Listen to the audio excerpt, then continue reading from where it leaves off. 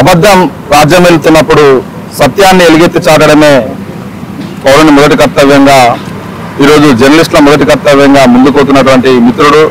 నా సహ పరిశోధన విద్యార్థి మైండ్99 ఛానల్ని ప్రారంభించడం నిజంగా వారికి మొదటగా శుభాకాంక్షలు తెలుపుతూ ఇది సామాజిక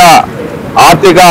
విద్యా ఉద్యోగ రంగాల్లో ప్రజలకు ఉన్నటువంటి సమాచారాన్ని చేరవేయడం కాకుండా ప్రజలకు జరుగుతున్నటువంటి అన్యాయాన్ని వాయిస్లెస్ పీపుల్ కి వాయిస్ గా నిలుస్తుందని భావిస్తూ భవిష్యత్తులో ఈ ఛానల్ ద్వారా ప్రజల పక్షాన నిలబడుతూ